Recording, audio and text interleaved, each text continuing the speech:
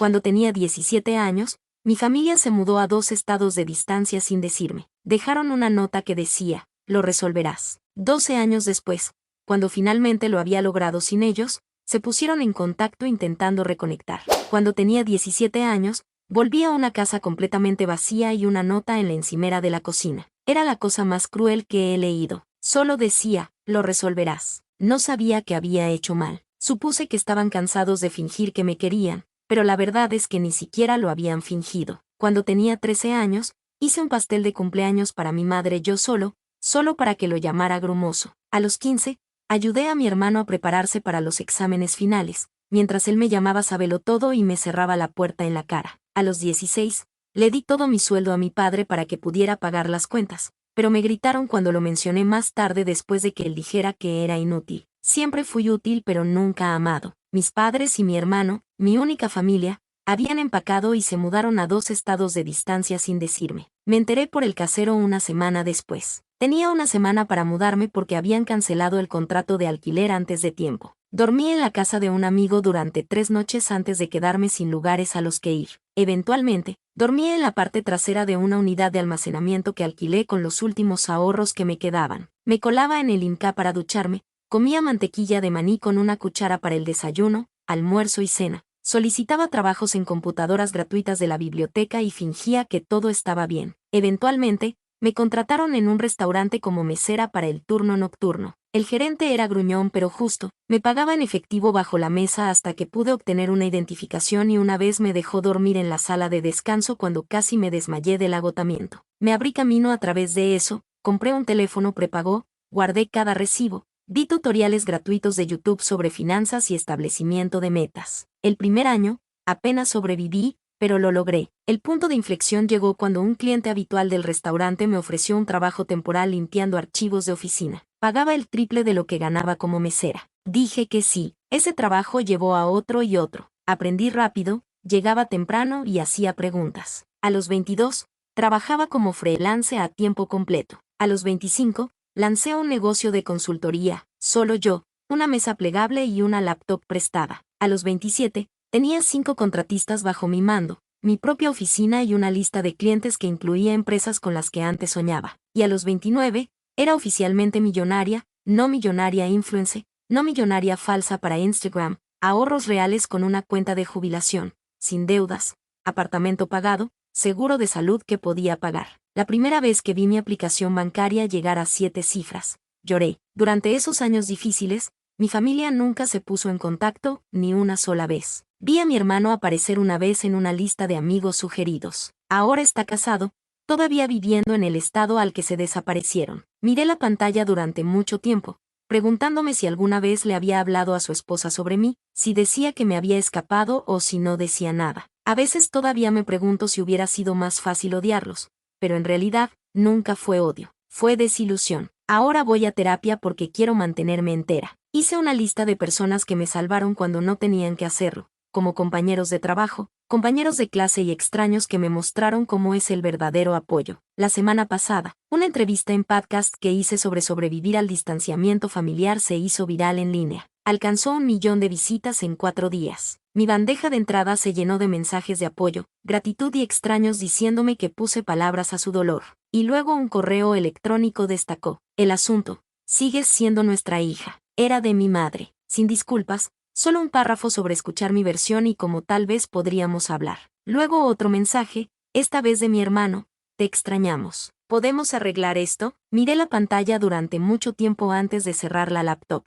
Me quedé pensando y me pregunté si sanar significa mirar atrás o seguir adelante. No respondí de inmediato. Necesitaba tiempo para procesar. Mi terapeuta, Melissa, sugirió que esperara al menos una semana antes de tomar cualquier decisión. Date espacio para sentir lo que surja, dijo durante nuestra sesión. No hay prisa por responder. Así que lo hice. Me concentré en el trabajo, fui al gimnasio, cené con amigos, cosas normales. Pero esos correos electrónicos me perseguían. Seguía abriéndolos, leyéndolos, cerrándolos de nuevo. El mensaje de mi madre se sentía frío, clínico, casi como si se estuviera acercando a un conocido lejano. El de mi hermano era más corto pero de alguna manera se sentía más genuino. No podía dejar de pensar en ellos. Después de 10 días, decidí responderle primero a mi hermano, algo simple. Escribí, han pasado 12 años. ¿Qué cambió? Luego lo envié antes de poder pensarlo demasiado. Su respuesta llegó en una hora. Dijo que el podcast lo hizo darse cuenta de lo que habían hecho. Afirmó que solo tenía 15 años cuando me dejaron,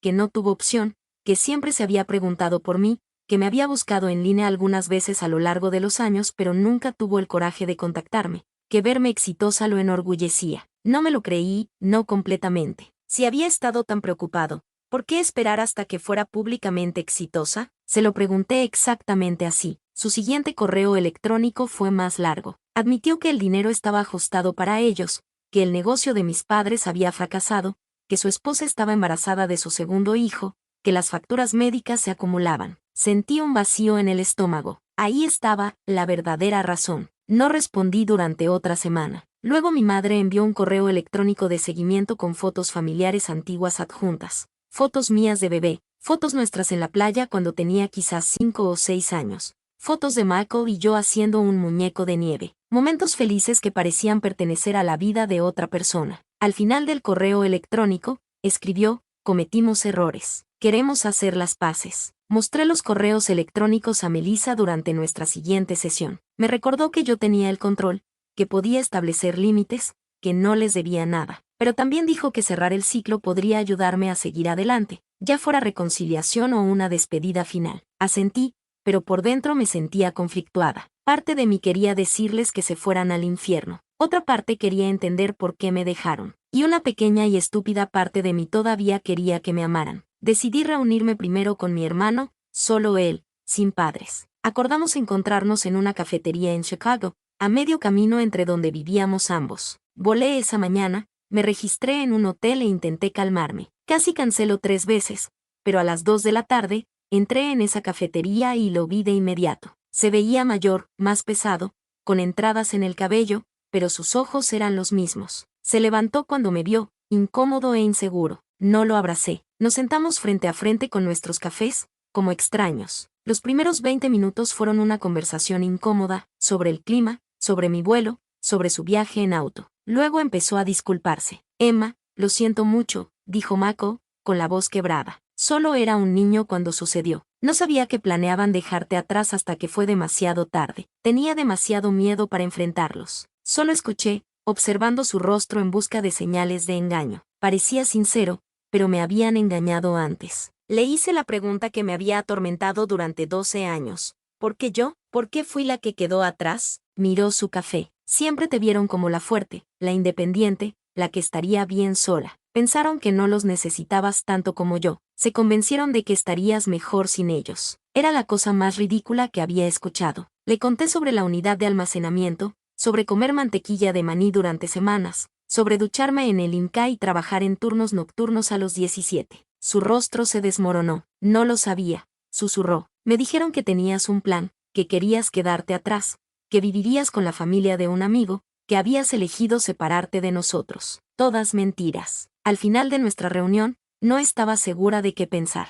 Parecía genuinamente arrepentido. Me mostró fotos de su esposa e hija, me contó sobre su trabajo como contador, preguntó sobre mi negocio. No pidió dinero directamente, lo que me sorprendió. Cuando nos despedimos, me abrazó. Lo dejé, pero no lo abracé. Solo me quedé ahí, con los brazos a los lados, sin sentir nada. De vuelta en mi hotel, llamé a Melissa y le conté todo. Señaló que aunque mi hermano parecía arrepentido, todavía se presentaba como una víctima en lugar de reconocer su papel en mi abandono. Tenía razón. Tenía 15 años, no 5, suficientemente mayor para tomar un teléfono, enviar un correo electrónico, preguntar por mí en algún momento en 12 años. Esa noche, mi madre llamó. No le había dado mi número, así que Mako debió habérselo dado. Casi no contesto, pero la curiosidad ganó. Su voz sonaba más vieja, más ronca. Lloró cuando dije hola, empezó a hablar sobre lo orgullosa que estaba de mí, como siempre supo que tendría éxito, lo especial que era. La dejé hablar.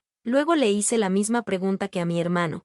¿Por qué yo? Su respuesta fue diferente. Estábamos endeudados, Emma. No podíamos alimentar 3 bocas. Sabíamos que eras lo suficientemente inteligente para lograrlo sola. Pensamos que irías a servicios sociales y te colocarían con una familia mejor. Creímos que te estábamos haciendo un favor. Colgué con ella, bloqueé su número, inmediatamente lancé mi teléfono al otro lado de la habitación y grité en una almohada. A la mañana siguiente, tenía un correo electrónico de mi padre, primer contacto en 12 años. No se disculpó. En cambio, escribió sobre lo difícil que había sido su vida, sobre facturas médicas y negocios fallidos, sobre cómo la esposa de Mako necesitaba cirugía, sobre cómo enfrentaban el desalojo. Luego, al final, preguntó si podía ayudar a la familia. Ni una sola pregunta sobre mi vida, ni un solo reconocimiento de lo que habían hecho. Reenvié el correo electrónico a Melissa con el asunto, y ahí está. Me llamó de inmediato a pesar de ser domingo. Hablamos durante una hora, sobre límites, sobre perdón versus reconciliación, sobre la diferencia entre ayudar a alguien y habilitarlo, sobre lo que realmente quería versus lo que pensaba que debía querer. Para el lunes por la mañana, había tomado mi decisión. Le envié un correo electrónico a mi hermano. Le dije que me alegraba que nos hubiéramos reunido, que entendía que estaba en una posición difícil cuando éramos jóvenes, que estaba dispuesta a tener una relación con él y su familia pero con límites claros. Nada de dinero, ni préstamos, ni apoyo financiero de ningún tipo. Y ninguna relación con nuestros padres hasta que asumieran plena responsabilidad por sus acciones. Su respuesta fue inmediata y reveladora. Estoy muy decepcionado, Emma. Nuestros padres realmente necesitan ayuda. La familia debería apoyarse mutuamente. Estás siendo egoísta con tu éxito. Todos los botones de culpa que habían instalado en mí de niño se presionaron a la vez. No respondí. En cambio, reservé una cita con Melissa y unas vacaciones a Bali. Necesitaba espacio para procesar todo. 3 días después, Mako llamó, dejó un mensaje de voz disculpándose por su correo electrónico, dijo que entendía mi posición, que todavía quería una relación en mis términos, que respetaría mis límites. Lo escuché 2 veces, intentando decidir si era sincero o solo cambiaba de táctica. Decidí darle una oportunidad más, pero con la guardia alta. Fui a Bali de todos modos. Pasé 2 semanas en la playa, caminando por arrozales y meditando. Necesitaba la distancia. Cuando regresé, tenía 6 correos electrónicos más de mi padre, cada uno más desesperado que el anterior. No leí más allá de los asuntos. También tenía un mensaje de Mako preguntando si podíamos hablar nuevamente. Acepté una llamada telefónica, nada más. La llamada comenzó bien. Se disculpó de nuevo por presionar. He estado pensando mucho en lo que me dijiste, dijo. También estoy en terapia ahora. Creí esa parte, sonaba diferente, menos a la defensiva. Hablamos de sus hijos, de mi negocio, cosas normales. Luego mencionó que nuestros padres lo visitarían el próximo fin de semana. Preguntó si consideraría reunirme con ellos, solo una hora, en un lugar público. Sentí que mi pecho se apretaba. No estoy lista para eso, Mako. Presionó un poco pero retrocedió cuando me quedé callada. Después de colgar, llamé a Melissa. Tuvimos una sesión de emergencia esa noche. Me ayudó a darme cuenta de que tenía miedo de verlos, no porque los odiara, sino porque todavía anhelaba su aprobación, todavía quería que me amaran, todavía quería ser suficiente. Era patético, pero era cierto. Lloré durante una hora en su oficina. Al día siguiente, Mako envió otro mensaje. Dijo que nuestra madre había llorado toda la noche después de que le dijo que no me reuniría con ellos, que nuestro padre hablaba de conducir a mi ciudad de todos modos. Me sentí en pánico, bloqueé el número de Mako de inmediato, luego llamé a mi asistente y le dije que trabajaría desde casa esa semana, pedí comida a domicilio. Básicamente me escondí en mi apartamento como una niña asustada. El miércoles, el portero llamó, dijo que había una pareja preguntando por mí, no daban sus nombres. Lo supe al instante. Le dije que no recibía visitas. 5 minutos después, mi teléfono sonó desde un número desconocido. Lo dejé ir al buzón de voz. Era mi padre. Emma, condujimos 8 horas para verte, dijo su voz enojada. Estás siendo infantil. Merecemos una oportunidad para explicar. Borré el mensaje y apagué mi teléfono. El jueves por la mañana, me desperté con alguien golpeando mi puerta. Me quedé paralizada en la cama, con el corazón acelerado. Miré por la mirilla, eran ellos, mis padres, parados en mi pasillo como si tuvieran derecho a estar ahí. Emma, por favor, la voz de mi madre llegó a través de la puerta. Solo queremos hablar contigo. Sabemos que estás ahí, mi padre agregó, te amamos. Lo sentimos. No abrí la puerta. Me senté en el suelo con la espalda contra la pared, temblando. Eventualmente, se fueron. Llamé a la seguridad del edificio de inmediato, les dije que no dejaran subir a esas personas. El guardia sonó preocupado, preguntó si necesitaba a la policía. Dije, no, solo no los dejen subir. Luego llamé a Melissa. Vino durante su hora de almuerzo, me trajo un sándwich y se sentó conmigo mientras lloraba. Me dijo que tenía todo el derecho de establecer límites, que no les debía una reunión, que lo que estaban haciendo era acoso, no reconciliación. Después de que se fue, recibí un correo electrónico de Michael. Estaba furioso, dijo que había humillado a nuestros padres, que se estaban quedando en un motel barato que no podían pagar porque estaban desesperados por verme.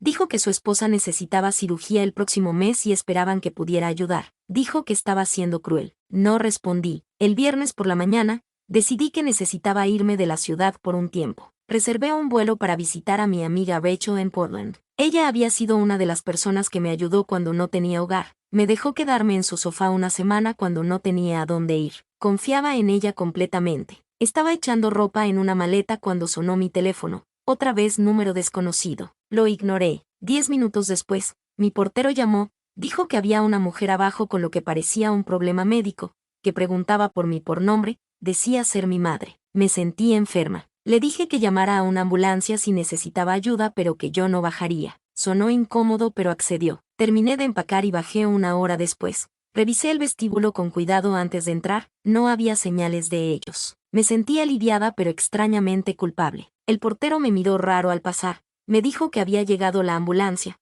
que la mujer había tenido dolores en el pecho, que la llevaron al Memorial Hospital. Asentí y me apresuré hacia el Uber que me esperaba. En el aeropuerto, recibí otra llamada de Michael. Casi no contesto, pero algo me hizo responder.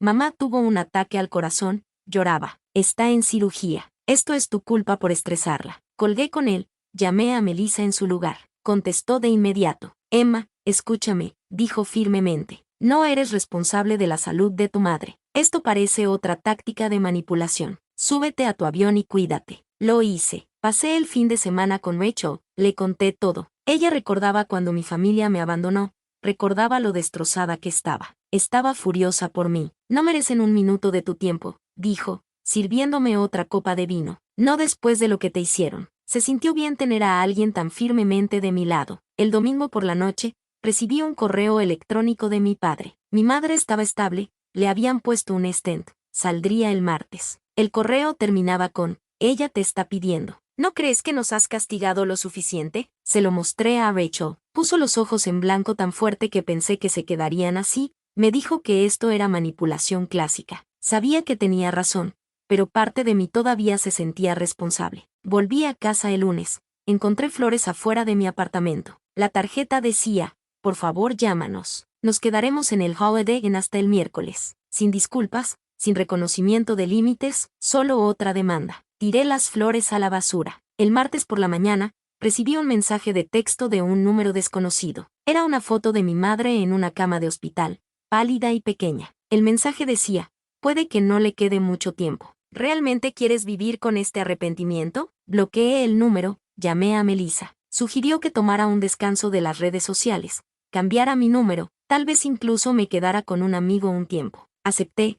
Llamé a mi asistente y le dije que trabajaría remotamente por 2 semanas. Empacé otra maleta. Antes de irme, mi portero llamó de nuevo, dijo que había una mujer joven abajo preguntando por mí, que tenía un niño pequeño con ella, que decía ser mi cuñada. Me sentí acorralada, esta gente no paraba. Le dije al portero que la dejara subir, decidí enfrentarlo de frente. La mujer que tocó mi puerta se veía exhausta, tenía ojeras, cargaba a un niño pequeño dormido contra su hombro. Soy Jenny, dijo en voz baja, la esposa de Michael. Vine sola porque quería hablar contigo sin drama familiar. La dejé entrar de mala gana, le ofrecí agua. Aceptó agradecida. Jenny puso a su hija dormida en mi sofá, arropándola con una manta. Luego se sentó en mi mesa de cocina y empezó a hablar. Solo supe de ti hace 3 años, admitió. Michael me dijo que te escapaste a los 17, cortaste contacto con la familia. Siempre me pareció extraño pero no insistí. Escuchar tu podcast fue un shock.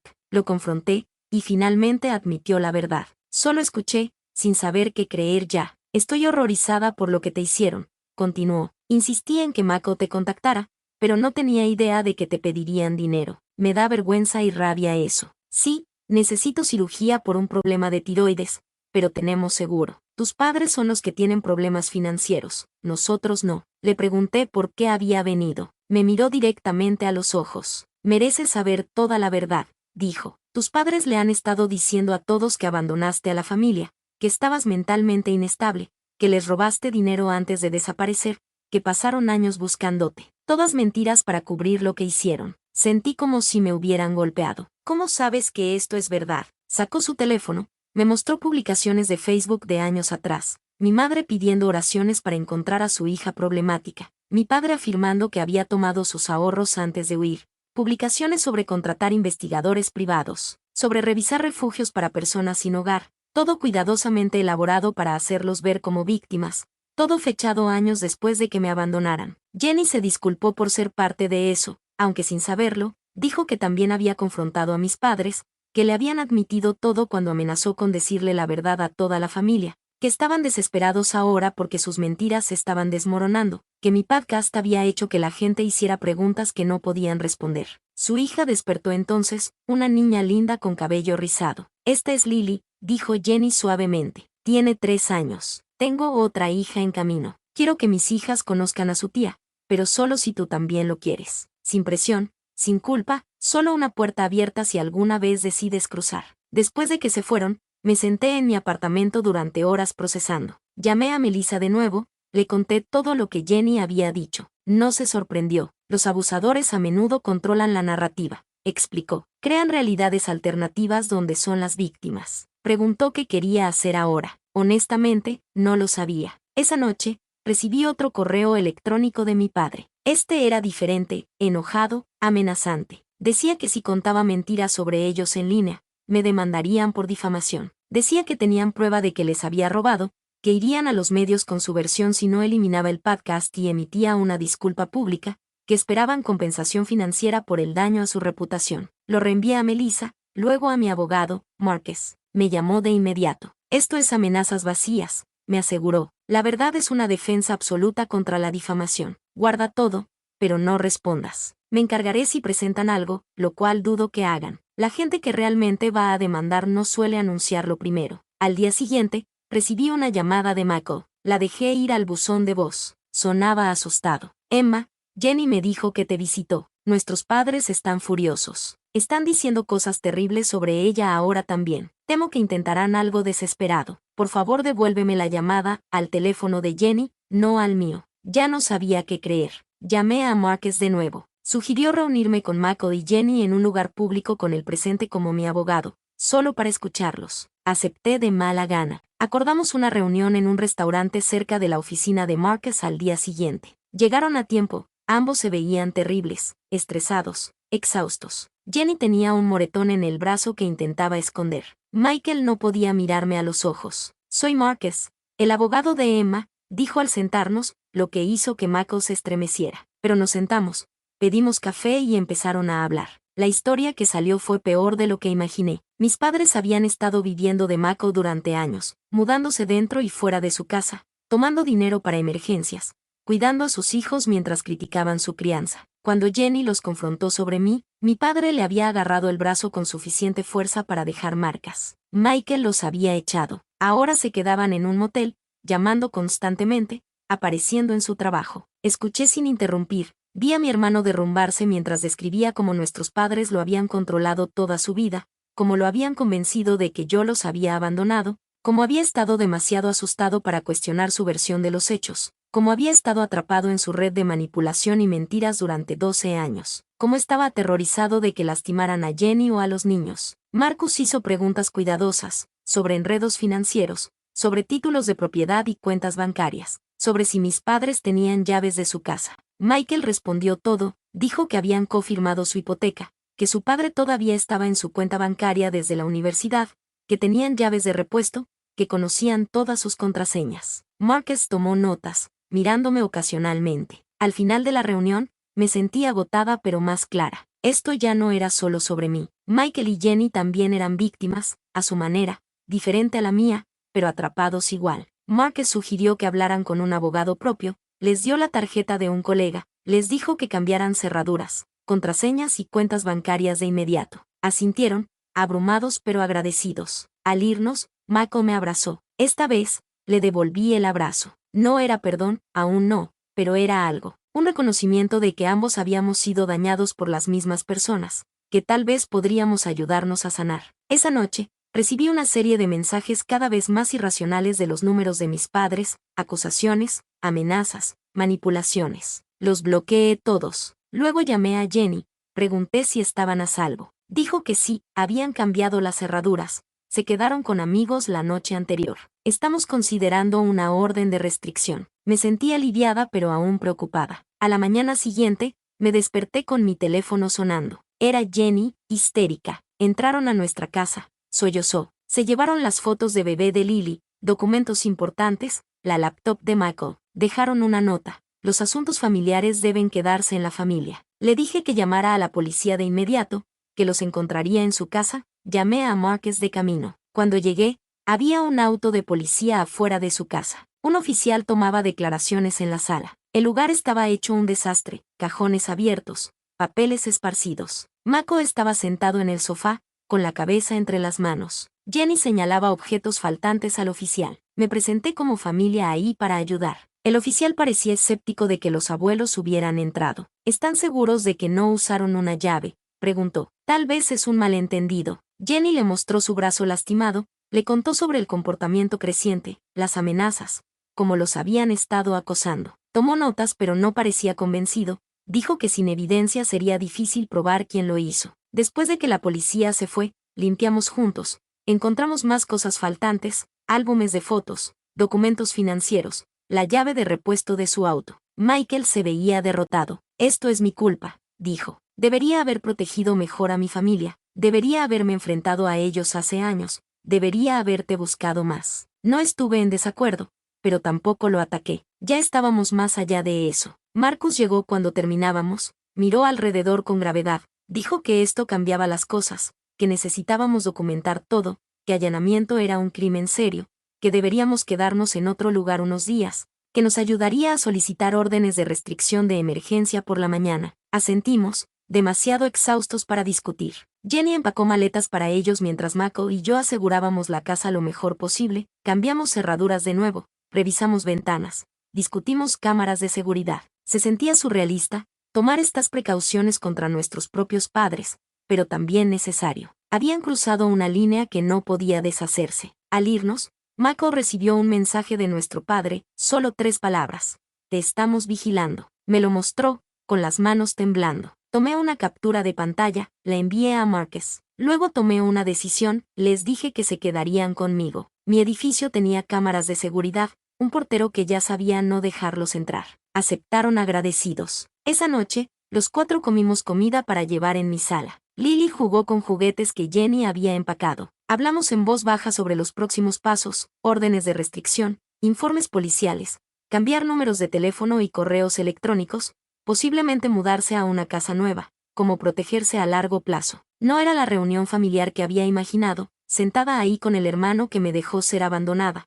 su esposa que había creído mentiras sobre mí, y su hija que era inocente en todo esto. Pero de alguna manera se sentía bien, como si finalmente estuviéramos enfrentando la verdad juntos, como si tal vez, solo tal vez, pudiéramos construir algo nuevo de las cenizas que nuestros padres habían destruido. A la mañana siguiente, Marques llamó, dijo que había presentado órdenes de restricción de emergencia para todos, que necesitábamos aparecer en la corte la próxima semana para hacerlas permanentes, que también había reportado el allanamiento a un detective que conocía que lo estaba tomando más en serio que los oficiales que respondieron, que deberíamos quedarnos juntos hasta que esto se resolviera. Acepté, llamé a mi asistente, le dije que trabajaría desde casa indefinidamente, emergencia familiar. Ella entendió, reorganizó mi agenda. Organicé un espacio de trabajo en mi habitación de invitados para Mako, que también necesitaba trabajar remotamente. Jenny y Lily tomaron mi sala, haciendo fuertes de almohadas y viendo caricaturas. Era extraño tener gente en mi espacio. Había vivido sola por años,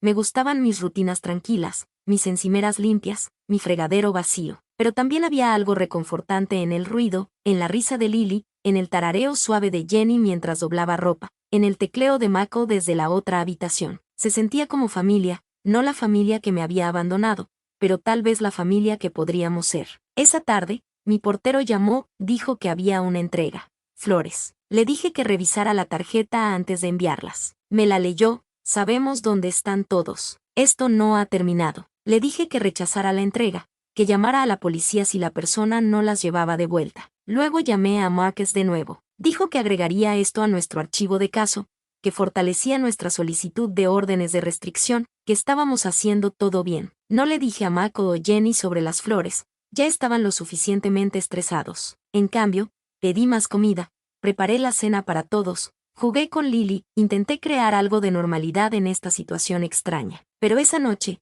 después de que todos se durmieron, me senté sola en mi cocina y finalmente me permití sentir todo, el miedo, la ira, el dolor, la extraña esperanza. Lloré en silencio en un trapo de cocina para que nadie me escuchara.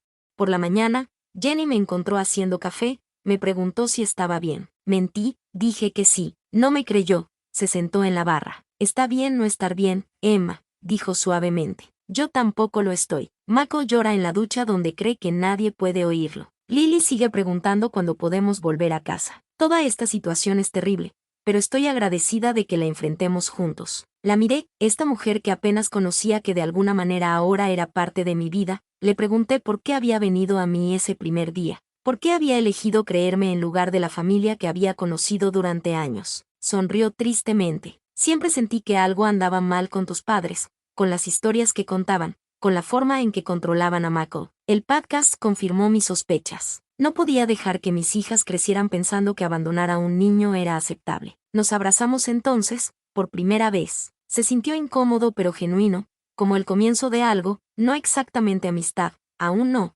sino comprensión, solidaridad, una determinación compartida de romper el ciclo de maltrato que nos había dañado a todos. Los siguientes días cayeron en una rutina: trabajar, cocinar, jugar con Lily, comunicarnos con Marcus, sobresaltarnos con ruidos inesperados, estremecernos cuando sonaban los teléfonos, viviendo en un extraño limbo de normalidad doméstica y tensión subyacente. Estábamos a salvo pero no en paz, juntos pero aún sanando, familia pero aún aprendiendo lo que eso significaba. El viernes, Marcus llamó con noticias. El detective había encontrado evidencia. Imágenes de seguridad de una gasolinera cerca de la casa de Mako mostraban el auto de nuestros padres estacionado allí durante el allanamiento. La audiencia para la orden de restricción estaba programada para el lunes. Estaba seguro de que la obtendríamos. Todos nos sentimos aliviados pero aún ansiosos, aún esperando la siguiente escalada. Llegó esa noche, un ladrillo a través de la ventana del auto de Mako en el estacionamiento. Sin nota esta vez, sin necesidad de una. El mensaje estaba claro. Las imágenes de seguridad del edificio mostraban a un hombre con gorra de béisbol, su cara cuidadosamente alejada de las cámaras. No podíamos probar que era nuestro padre,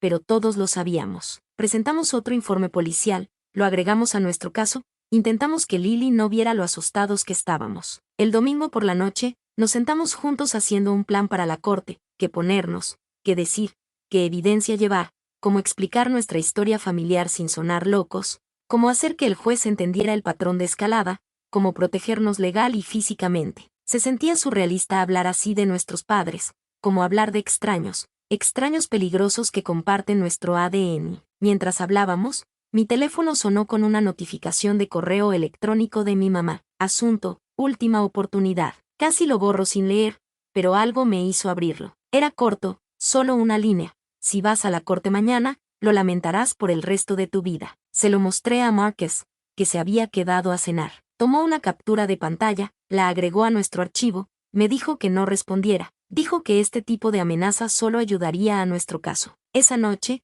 ninguno de nosotros durmió bien. Seguí revisando mis cerraduras, escuchando ruidos, preguntándome qué podrían hacer mis padres a continuación, preguntándome si estábamos exagerando, preguntándome si estábamos subestimando, preguntándome cómo mi vida había llegado a este punto. De adolescente abandonada a empresaria exitosa, escondiéndome en mi propio apartamento de las personas que me dieron la vida. El lunes por la mañana llegó con una extraña calma. Nos vestimos con cuidado, ropa casual formal, respetable, confiable. Jenny organizó que una amiga cuidara a Lily. Fuimos al juzgado en autos separados por si acaso. Nos encontramos con Marcus en los escalones afuera. Se veía confiado, maletín en mano. Nos dijo que había manejado docenas de casos como este, que la evidencia era fuerte, que los jueces tomaban las amenazas en serio, que estaríamos protegidos. Mientras entrábamos al juzgado, los vi, mis padres, parados cerca de la entrada, luciendo más viejos de lo que recordaba, más pequeños de alguna manera. Mi mamá me vio primero, hizo un movimiento hacia mí. Mi papá le agarró el brazo, la detuvo. Nos miraron pasar, no hablaron, no intentaron acercarse, solo miraron con una mezcla de ira y algo más, algo que podría haber sido miedo. Pasamos junto a ellos al edificio. Nos registramos en la seguridad, Seguimos a Marcus a la sala correcta. Nos sentamos juntos en un banco esperando que llamaran nuestro caso. Podía sentir que mis padres entraban detrás de nosotros. Podía sentirlos sentados al otro lado de la sala. Casi podía escuchar su conversación susurrada, pero no me di la vuelta. Mantuve mis ojos al frente, concentrada en respirar. El juez llamó nuestro caso. Nos paramos, caminamos hacia adelante, tomamos nuestros lugares. Marcus presentó nuestra evidencia con calma, el allanamiento, los mensajes amenazantes, las flores, el ladrillo, el correo electrónico, la historia de abandono y manipulación. El juez escuchó con atención, hizo preguntas aclaratorias, miró a nuestros padres con creciente preocupación. Cuando fue su turno, mis padres se acercaron al estrado, sin abogado, solo ellos. Mi papá habló primero, afirmó que estábamos exagerando, que solo intentaban reconectarse con la familia, que nunca habían violado ninguna ley, que nos amaban y querían hacer las paces, que todo era un malentendido exagerado. El juez preguntó sobre las imágenes de seguridad, los mensajes amenazantes. Mi papá negó todo, dijo que no eran ellos en las imágenes, que sus mensajes estaban siendo malinterpretados, que ellos eran las víctimas aquí, no nosotros. Mi mamá asintió, ocasionalmente secándose los ojos con un pañuelo. Entonces el juez les preguntó directamente sobre abandonarme a los 17. Mi papá dudó, empezó a hablar sobre adolescentes problemáticos, sobre decisiones difíciles, sobre hacer lo que pensaban que era mejor. El juez lo interrumpió, preguntó de nuevo directamente, ¿dejaron a su hijo menor solo y se mudaron a otro estado? Mi papá miró hacia abajo, murmuró algo sobre dificultades financieras. La expresión del juez se endureció. Después de escuchar a ambas partes, el juez aprobó nuestras órdenes de restricción, 3 años, sin contacto, sin acercarse a nuestros hogares o lugares de trabajo,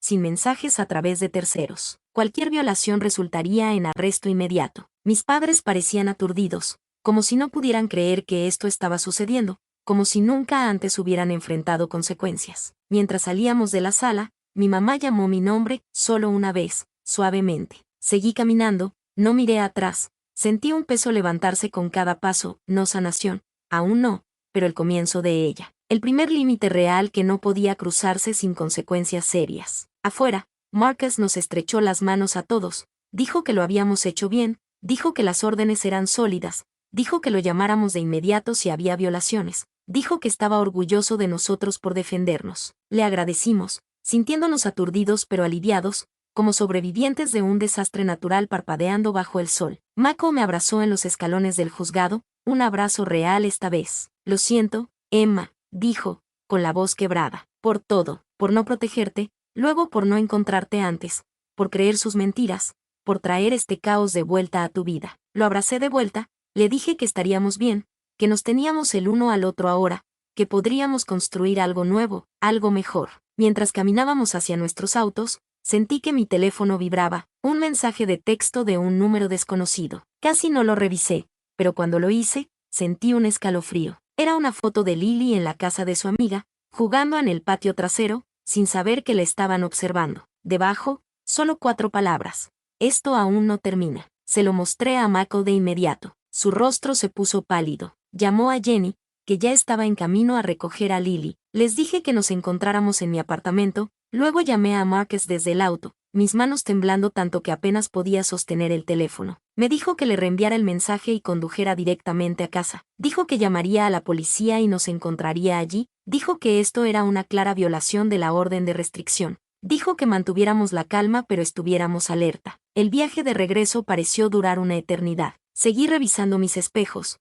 paranoica de que mis padres me siguieran. Cuando finalmente entré al estacionamiento de mi edificio, me senté en mi auto por un minuto solo respirando, intentando calmarme antes de enfrentarme a Mako y Jenny. Necesitaban que fuera fuerte en ese momento. Los encontré ya en mi apartamento, Jenny abrazando a Lily como si pudiera desaparecer. La pobre niña se veía confundida y asustada. Mako caminando de un lado a otro, pasándose las manos por el cabello una y otra vez. Les mostré el mensaje. Jenny empezó a llorar. Dijo que habían estado observando a su bebé. Dijo que nunca se perdonaría si algo le pasaba a Lily. Michael los abrazó a ambos, luciendo más decidido que nunca. Marcus llegó 20 minutos después con 2 oficiales de policía. Tomaron nuestras declaraciones, revisaron el mensaje, hicieron algunas llamadas. Dijeron que enviarían un patrulla a la casa de la amiga a revisar. Dijeron que intentarían rastrear el número. Dijeron que aumentarían las patrullas alrededor de mi edificio, todas las cosas correctas. Pero podía decir que no entendían completamente lo peligrosos que podían ser mis padres,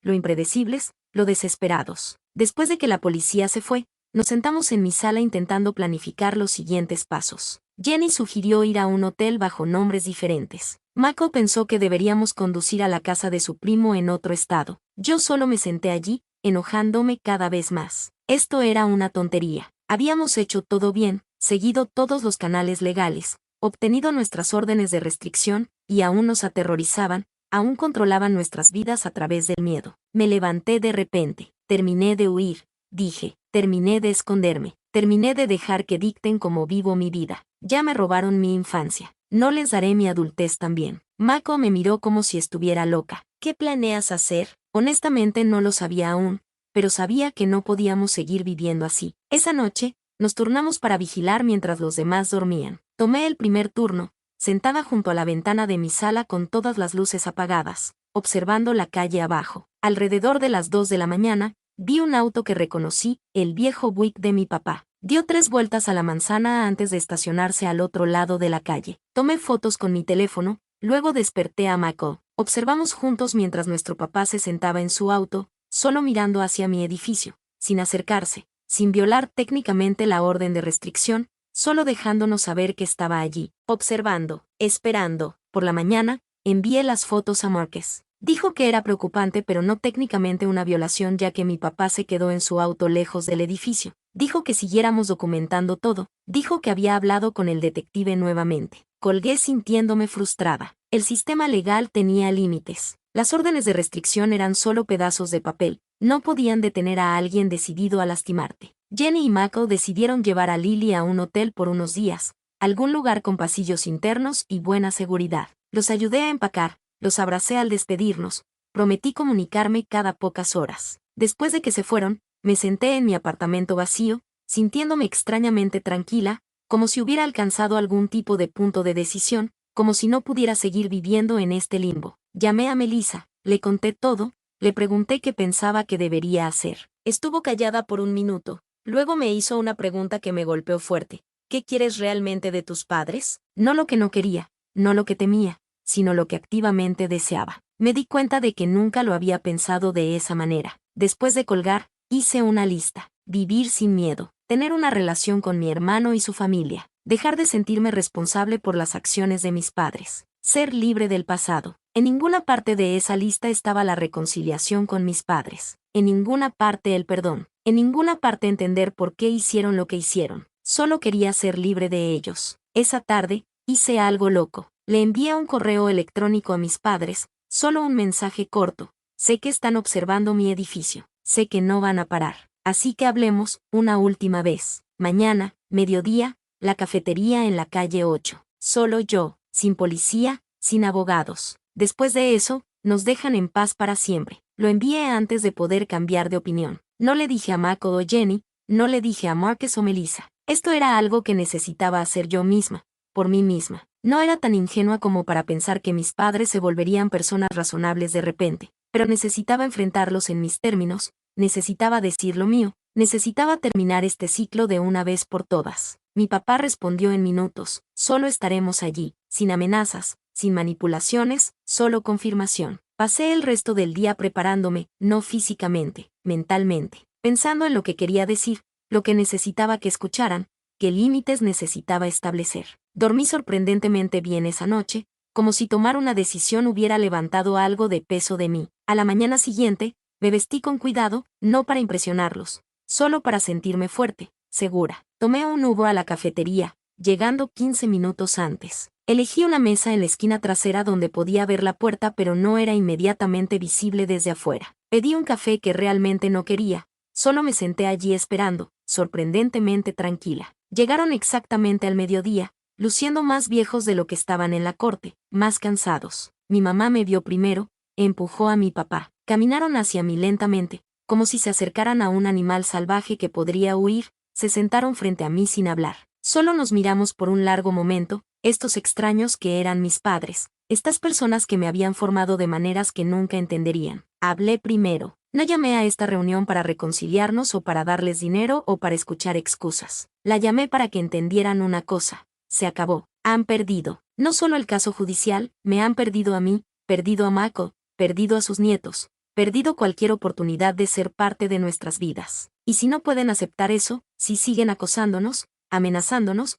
intentando forzar su regreso, los destruiré. Mi papá empezó a interrumpir. Levanté mi mano. No he terminado. Luego saqué mi teléfono, les mostré capturas de pantalla de todos sus mensajes amenazantes, la foto de Lily, los correos electrónicos. He enviado copias a todos en sus vidas, sus hermanos, su iglesia, sus vecinos, sus empleadores. Todos. Aún no, pero lo haré si contactan a cualquiera de nosotros de nuevo, si se acercan a nuestros hogares, si incluso mencionan nuestros nombres a alguien que conocíamos. Mi mamá empezó a llorar. Solo queremos a nuestra familia de vuelta. Cometimos errores, pero merecemos otra oportunidad. Estamos envejeciendo y no queremos morir solos. La miré por un largo momento. Deberían haber pensado en eso antes de abandonar a su hija de 17 años, antes de mentirle a todos sobre lo que hicieron, antes de allanar la casa de Mako, antes de amenazar a su propia nieta. Mi papá se enojó entonces. Eres desagradecida. Siempre has sido difícil. Has vuelto a tu hermano contra nosotros. Nos debes por criarte. Solo me reí, de verdad me reí en su cara. ¿Realmente crees que tienes derecho a gratitud por hacer lo mínimo como padre durante 17 años antes de abandonarme completamente? ¿Crees que tu crianza fue tan estelar que debería agradecerte por ella? No tuvo respuesta para eso, solo se sentó allí con el rostro rojo y en silencio. Mi mamá seguía llorando,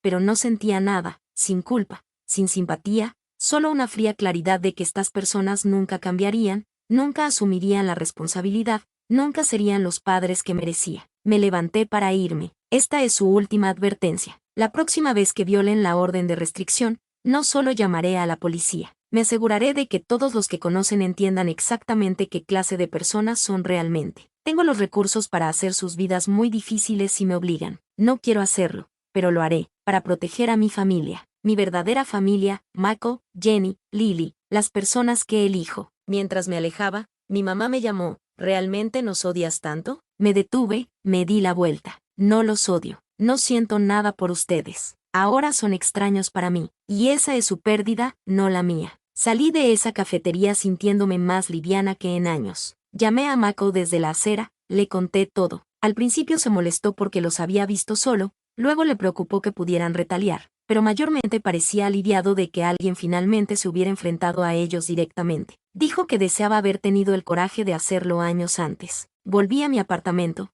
empacé una maleta. Decidí unirme a Mako y su familia en su hotel por unos días, solo para estar segura. Cuando llegué, Lily corrió a abrazarme. Tía Emma, gritó, por primera vez. Casi lloro. Jenny también me abrazó. Dijo que estaba orgullosa de mí, dijo que esperaba que finalmente tuviera algo de paz. Mako solo me apretó el hombro, no hacían falta palabras. Pasamos los siguientes días en un extraño limbo, esperando el próximo movimiento de mis padres, revisando constantemente nuestros teléfonos, sobresaltándonos con ruidos inesperados. Pero no pasó nada. Sin llamadas, sin mensajes, sin correos electrónicos, sin avistamientos de su auto, solo silencio. Después de una semana, Mako y Jenny decidieron volver a casa, cambiaron todas sus cerraduras de nuevo, instalaron cámaras de seguridad, hicieron planes para poner su casa en venta. Empezaron a buscar lugares más cerca de mi ciudad. Yo también volví a mi apartamento, volví al trabajo, volví a algo parecido a una vida normal. Pasaron 2 semanas,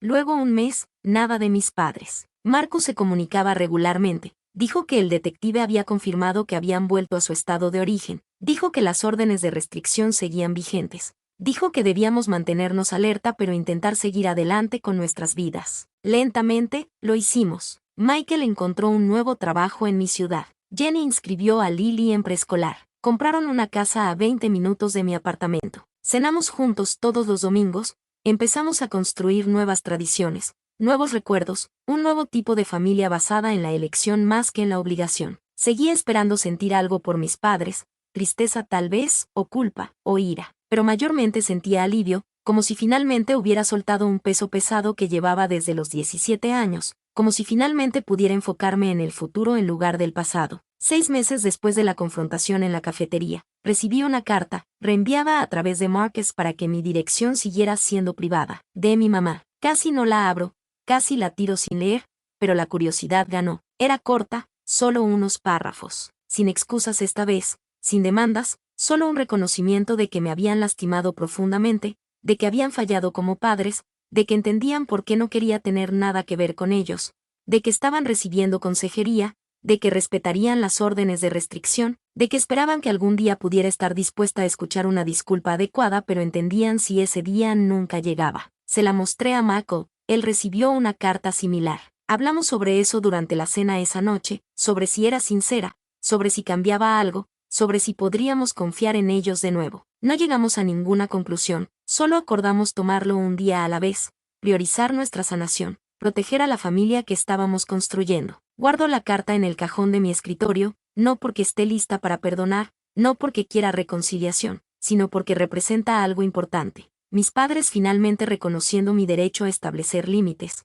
mi derecho a elegir a quien permito en mi vida, mi derecho a definir familia en mis propios términos. La semana pasada, Lily celebró su 4º cumpleaños. Michael y Jenny me invitaron a ayudar a planificarlo. Lo hicimos en mi apartamento, globos por todas partes, un pastel que pedí en una panadería elegante, regalos apilados en la mesa de café, Lily corriendo en un vestido de princesa riendo, Jenny tomando fotos, Michael asando en mi balcón, amigos pasando durante el día, tanto ruido, tanta alegría. En un momento, me metí a la cocina por un momento sola, solo observando a través de la puerta mientras Michael giraba a Lily en círculos, mientras Jenny reía por algo que dijo un amigo, mientras mi apartamento, una vez tan vacío y silencioso, se llenaba de vida y amor. Pensé en esa nota en la barra de mi cocina hace 12 años. Lo resolverás. Y lo hice, no como ellos querían, pero resolví cómo debería ser la familia, cómo debería verse el amor, lo que merecía todo este tiempo. No digo que todo sea perfecto ahora. Todavía tengo problemas de confianza. Todavía voy a terapia cada semana. Todavía tengo pesadillas a veces sobre ser abandonada. Todavía me estremezco cuando suena el timbre inesperadamente. Pero estoy sanando. Todos lo estamos. Construyendo algo nuevo de los pedazos rotos de nuestro pasado, algo más fuerte, algo elegido, algo real. A veces la gente pregunta si alguna vez me reconciliaré con mis padres, si alguna vez les dejaré conocer a Lily, si alguna vez les perdonaré por lo que hicieron. No tengo respuestas a esas preguntas todavía. Tal vez algún día, tal vez nunca. Pero lo que sí sé es esto: ya no estoy definida por lo que me hicieron. Estoy definida por lo que construí después, por la persona que elegí ser, por la familia que elegí crear.